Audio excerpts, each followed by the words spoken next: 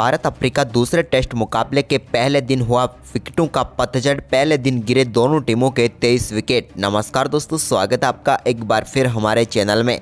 दोस्तों, भारत और south Africa के बीच आज दूसरे टेस्ट मुकाबले का पहले दिन का खेल खेला गया, जहां पर दोनों टीमों के विकेट ताश के पत्तों की तरह गिरते हुए नजर आए। तो दोस्तों, हम आपको इस मुकाबले का पूरा हाईलाइट बताएंगे कि आखिरकार किस प्रकार से दोनों टीमों के एक के बाद एक विकेट गिरते गए। लेकिन दोस्तों, उससे पहले आज आप भी इस बेहद ही शानदार मुकाबले को देखकर खुश हैं तो इस वीडियो को लाइक जरूर कर दें और साथ ही साथ अभी तक चैनल को सब्सक्राइब नहीं किया तो चैनल को सब्सक्राइब करके बेल आइकन जरूर दबा लें। तो चलिए दोस्तों, जानते हैं हम आज के इस पहले दिन के खेल का पूरा रोमांच शुरुआत से ही। तो दोस्तों, आज के मुकाबले के टॉस की हम बात करें तो सिक्का उजाला डीन एल्गर ने और गिरा भी उन्हीं के पक्ष में। उन्होंने टॉस जीतकर पहले बल्लेबाजी का फैसला किया, जबकि दोस्तों टीम इंडिया की बारी थी पहले गेंदबाजी करने की।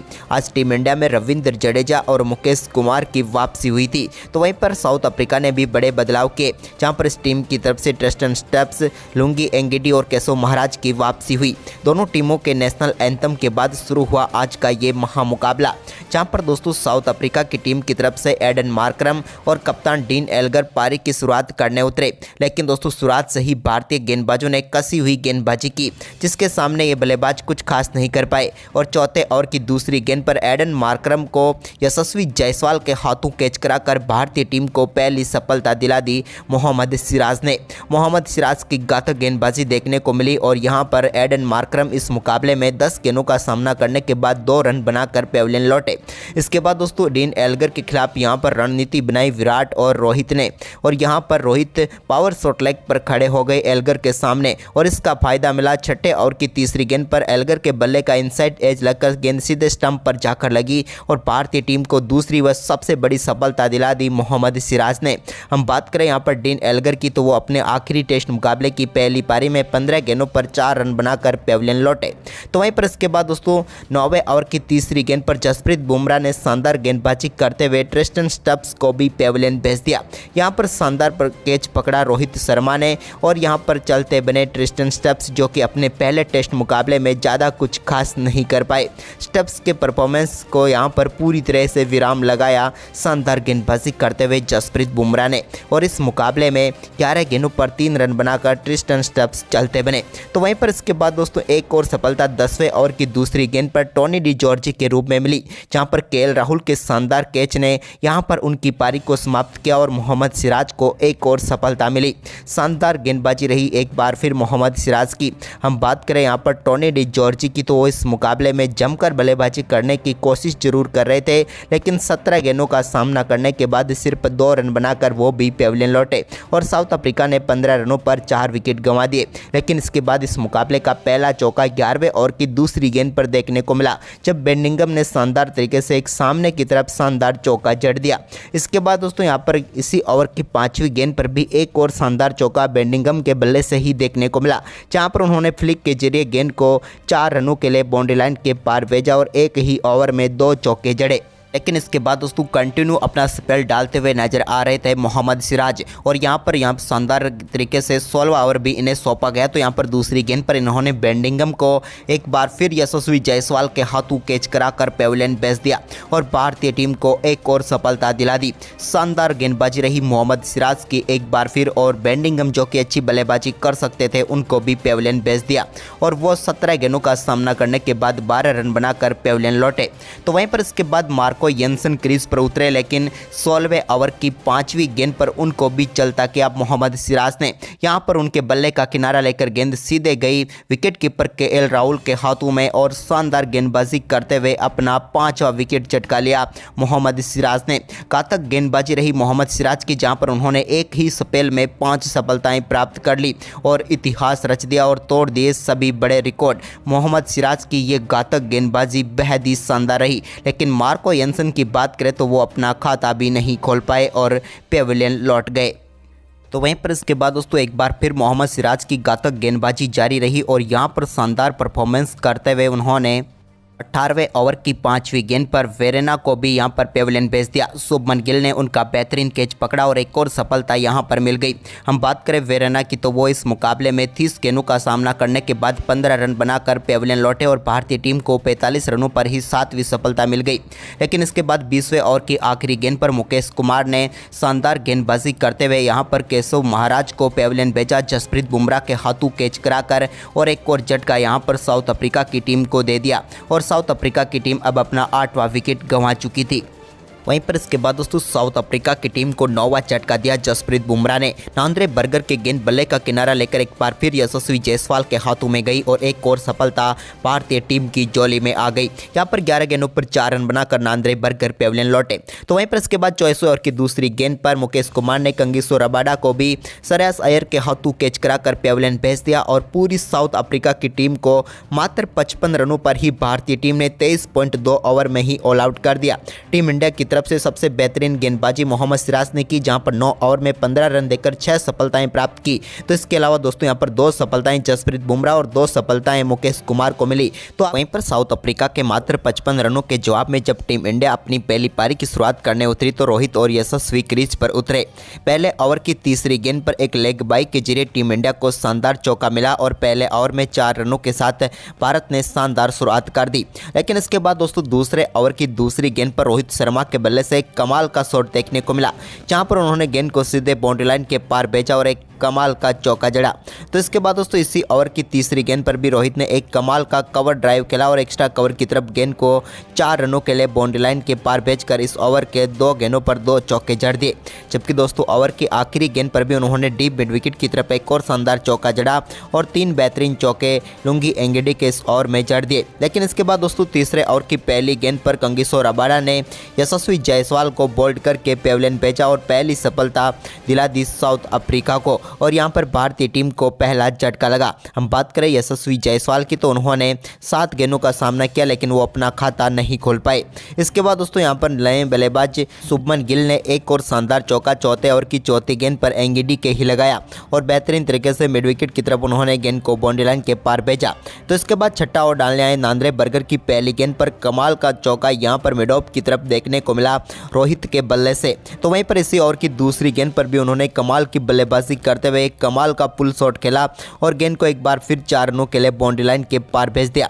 अब रोहित शर्मा 19 गेंदों पर ही 25 रनों पर पहुंच चुके थे, लेकिन इसके बीच इस छठे ओवर की आखिरी गेंद पर भी उनके बल्ले से एक और शानदार चौका देखने को मिला लॉन्ग ऑन की तरफ और गेंद को एक बार फिर से उन्होंने बाउंड्री लाइन के पार भेज दिया। तो वहीं पर इसके बाद दोस्तों अगले चौका 8वें ओवर की दूसरी गेंद पर देखने को मिला, जब नांद्रे बर्गर की गेंद पर शानदार एक्स्ट्रा कवर की तरफ रोहित ने एक और कमाल का चौका जड़ दिया। इसके बाद दोस्तों यहां पर भारतीय टीम का स्कोर काफी शानदार तरीके से आगे बढ़ रहा था और यहां पर मार्को येंसन की एक बाउंस गेंद पर मिले बाइक के चौके के साथ ही भारतीय टीम ने शानदार बढ़त हासिल कर ली साउथ अफ्रीका के स्कोर के बदले। तो वहीं पर इसके बाद शुभमन गिल ने 12वें ओवर की चौथी गेंद पर मार्को येंसन के एक और शानदार कमाल का चौका जड़ा और इस चौके के साथ ही यहां पर भारतीय टीम के इन दोनों बल्लेबाजों के बीच शानदार 50 रनों की पार्टनरशिप 60 गेंदों पर ही पूरी हो गई।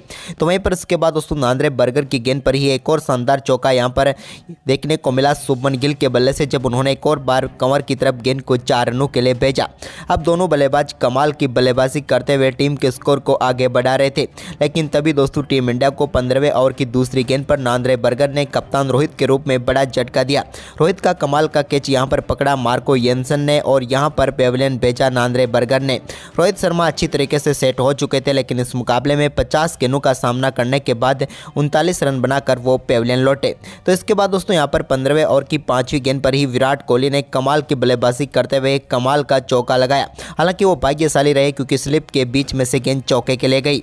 तो वहीं पर इसी ओवर की आखिरी गेंद पर उन्होंने एक स्ट्रेट ड्राइव के जरिए गेंद को पंच करके 4 रनों के लिए भेजा और बैक टू बैक 2 चौके इस ओवर में जड़े। इसके बाद 16वें ओवर की दूसरी गेंद पर भी विराट कोहली के बल्ले से एक कमाल की कवर ड्राइव देखने को मिली।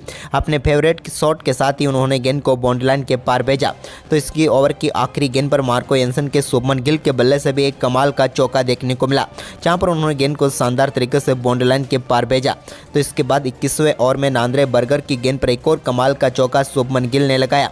यहाँ पर मिड विकेट की तरफ उन्होंने गेंद को बाउंड्री लाइन के पार भेजा, लेकिन तभी दोस्तों 21वें ओवर की आखिरी गेंद पर नांद्रे बर्गर ने शुभमन गिल को भी मार्को येंसन के हाथों कैच कराकर पेविलियन भेज दिया और भारतीय टीम को एक और झटका लगा। शुभमन गिल अच्छी बल्लेबाजी कर रहे थे, लेकिन 55 गेंदों पर 36 रन बनाकर वो भी चलते बने। इसके बाद दोस्तों विराट कोहली ने कमाल की बल्लेबाजी करते हुए एक अपर कट के जरिए शानदार तरीके से गेंद को बाउंड्री लाइन के पार भेजा। 22वें ओवर की 5वीं गेंद पर उन्होंने शानदार चौका लगाया। लेकिन इसी बीच दोस्तों श्रेयस अय्यर से टीम इंडिया को शानदार परफॉर्मेंस की उम्मीद थी, लेकिन 23वें ओवर की तीसरी गेंद पर उनको भी नांद्रे बर्गर ने विकेट कीपर वेरेना के हाथों कैच कराकर पेविलियन भेज दिया। हम बात करें श्रेयस अय्यर की तो वो अपना खाता भी नहीं खोल पाए और 2 गेंदों पर 0 पर ही पेविलियन लौटे। वहीं पर इसके बाद दोस्तों नए बल्लेबाज केएल राहुल क्रीज पर उतरे, लेकिन उन्होंने अपना खाता ही नहीं खोला। 7 गेंदों का सामना किया, तभी यहां पर चायकाल का समय हो गया और चायकाल तक भारतीय टीम ने 24 ओवर में 111 रन बना लिए। इस सेशन में 111 रन बने, भारत ने 4 विकेट गंवाए। फिलहाल भारतीय टीम के पास 56 रनों की बढ़त थी और विराट और केएल राहुल क्रीज पर मौजूद थे। चायकाल के बाद एक बार फिर जब मुकाबला शुरू हुआ तो टीम इंडिया की तरफ से विराट और केएल राहुल ने एक बार फिर शानदार शुरुआत कर दी। यहां पर दोस्तों शानदार बल्लेबाजी करते हुए विराट कोहली ने कमाल का चौका जड़ा। तो इसके बाद दोस्तों इस मुकाबले का पहला छक्का भी विराट के बल्ले से ही देखने को मिला, जब 27वें ओवर की दूसरी गेंद पर उन्होंने शानदार तरीके से गेंद को पुल शॉट खेलते हुए 6 रनों के लिए स्क्वायर लेग के ऊपर से बाउंड्री लाइन के पार भेज दिया। तो इसके बाद 27वें ओवर की आखिरी गेंद पर भी एक और शानदार चौका यहां पर विराट कोहली ने कंगिसोर रबाडा की गेंद पर जड़ दिया। इसके बाद दोस्तों केएल राहुल भी काफ़ी देर से शांत थे, तो उन्होंने 33वें ओवर की चौथी गेंद पर एक और शानदार शॉट खेलते हुए गेंद को उन्होंने भी शानदार तरीके से स्क्वायर लेग के ऊपर सही 4 रनों के लिए बाउंड्री लाइन के पार भेजा। लेकिन इसके बाद दोस्तों 34वें ओवर की पहली गेंद पर लुंगी एंगिडी ने केएल राहुल को पेविलियन भेजा और भारतीय टीम को 153 रनों के स्कोर पर 5वां झटका लगा। लेकिन इसके बाद तो विकेटों का पतझड़ शुरू हो गया। केएल राहुल की बात करें दोस्तों तो 33 गेंदों पर 8 रन बनाकर पेविलियन लौटे। लेकिन इसके बाद 34वें ओवर की तीसरी गेंद पर नए बल्लेबाज रविंद्र जडेजा को भी यहां पर कैच करवाकर पेविलियन भेज दिया शानदार गेंदबाजी करते हुए लुंगी एंगिडी ने। और यहां पर एक और मार्को येंसन का कमाल का कैच देखने को मिला और रविंद्र जडेजा 2 गेंदों का सामना करने के बाद 0 पर ही पेविलियन लौटे। तो वहीं पर इसी ओवर की 5वीं गेंद पर लुंगी एंगिडी ने जसप्रीत बुमराह को भी यहां पर एक बार फिर मार्को येंसन के हाथों कैच कराकर पेविलियन भेजा और एक ही ओवर में 3 सफलताएं प्राप्त करके टीम इंडिया को यहां पर पूरी तरीके से बैकफुट पर धकेल दिया। हम बात करें जसप्रीत बुमराह की तो उन्होंने भी 2 गेंदों पर 0 रन बनाए। इसके बाद दोस्तों विराट कोहली भी यहां पर 35वें ओवर की दूसरी गेंद पर कंगिसोर रबाडा का शिकार बने। यहां पर एडन मार्करम ने शानदार कैच पकड़ा और भारतीय टीम को एक और झटका लगा। यहां पर विराट कोहली ने अच्छी बल्लेबाजी की, लेकिन 59 गेंदों पर वो भी 46 रन बनाकर पेविलियन लौट गए।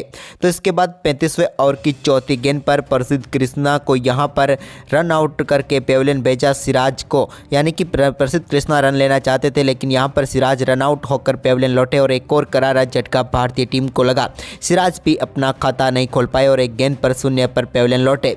इसके बाद दोस्तों आखिरी विकेट के तौर पर रबाडा ने यहां पर प्रसिद्ध कृष्णा को भी पेविलियन भेज दिया, जिन्होंने 3 गेंदों पर 0 रन बनाए और भारतीय टीम एक समय तक 153 रनों पर 4 विकेट गंवा चुकी थी, लेकिन 5वां विकेट 153 रनों पर गंवाया और इसके बाद तो 153 रनों पर ही टीम इंडिया ऑल आउट हो गई और भारतीय टीम ने अपने आखिरी 6 विकेट गंवाए, जहां पर कोई भी रन नहीं बनाया और सिर्फ 11 गेंदों पर ही सभी 6 विकेट गंवा बैठी।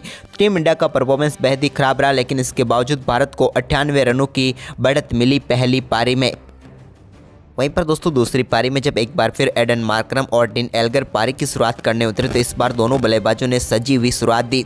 दोनों बल्लेबाजों ने शानदार परफॉर्मेंस करते हुए एक के बाद एक कई बेहतरीन शॉट खेले और यहां पर टीम को शानदार शुरुआत दिला दी। लेकिन इसके बाद दोस्तों 11वें ओवर की दूसरी गेंद पर मुकेश कुमार की एक शानदार गेंद पर बल्ले का किनारा लेकर गेंद सीधे विराट कोहली के हाथों में चली गई और डीन एल्गर के टेस्ट कैरियर की आखिरी पारी का अंत भी हो गया। शानदार गेंदबाजी करते हुए यहां पर उनको पेविलियन भेज दिया मुकेश कुमार ने, लेकिन सभी भारतीय खिलाड़ियों ने उनको आखिरी पारी व आगे के लिए यहां पर बधाई दी। लेकिन शानदार बल्लेबाजी जरूर कर सकते थे डीन एल्गर, लेकिन अपनी आखिरी पारी में वो 28 गेंदों पर 12 रन बनाकर पेविलियन लौटे। तो वहीं पर इसके बाद दोस्तों भारतीय टीम को एक और सफलता 13वें ओवर की पहली गेंद पर मुकेश कुमार ने ही दिलाई। यहां पर केएल राहुल के हाथों कैच कराकर टोनी डी जॉर्जी को उन्होंने पेविलियन भेजा। टोनी डी जॉर्जी 7 गेंदों पर 1 रन बनाकर पेविलियन लौटे। तो इसके बाद दोस्तों एक और सफलता जसप्रीत बुमराह ने 16वें ओवर की दूसरी गेंद पर दिलाई और यहां पर ट्रिस्टन स्टब्स को आउट करके पेविलियन भेज दिया। स्टब्स भी इस अपने डेब्यू मुकाबले में कुछ खास नहीं कर पाए और 14 गेंदों पर 1 रन बनाकर चलते बने।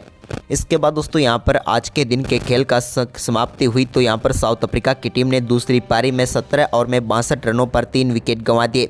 वो भारत के से अभी भी 36 रन पीछे थे। लेकिन दोस्तों आज के दिन के खेल की हम बात करें तो आज पूरे दिन 75.1 ओवर का खेल हुआ, जहाँ पर 270 रन बने और 23 विकेट गिरे दोनों टीमों के, जो कि काफ़ी ज़्यादा हैं। तो दोस्तों आज का ऐतिहासिक मुकाबला आपको कैसा लगा, आप हमें कमेंट में ज़रूर बताएं। धन्यवाद।